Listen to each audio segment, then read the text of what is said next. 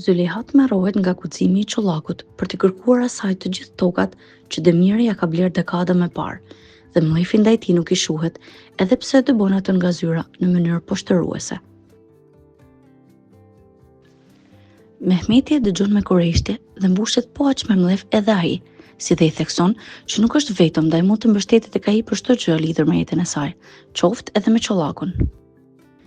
Nga acarimi që jep ajo situatë, Zyleyha e flet edhe me Sanijen, të cilës I kërkon që të jetë sa më e vëmendshme tek tokat e tyre se kush po I punon, pasi nuk ja ka besën as pak çollakut dhe planeve të tij.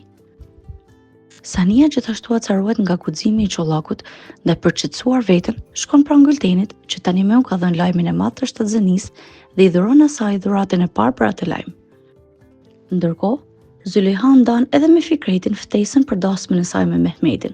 por Fikreti nuk e mirëpret as pak.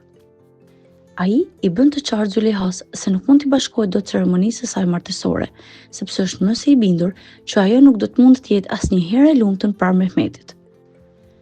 Fikreti e pranon që nuk ka asnjë informacion apo dieni të saktë mbi Mehmetin, por një ndjesi shumë e fortë I thekson atij që diçka nuk shkon me Mehmetin, se ai fsheh një të vërtetë të madhe dhe të errët, ndaj dhe nuk e beson dot Zyleyhan atij.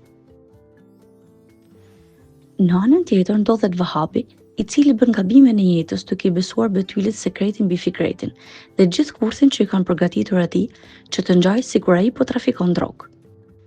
Betyli I hedh një ilaç në pije Vahabit, që të mund ta vërë në gjumë aq të thellë saqë lehtësisht I vjedh filmimin e Fikretit bashkë me montazhin që ka bërë dhe më njëherë të nesërmen e dorëzon në polici në mënyrë anonime.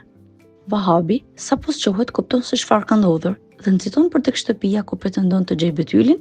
dhe Sherminin, por nuk e gjen asnjërin prej tyre dhe për këtë mallkon veten.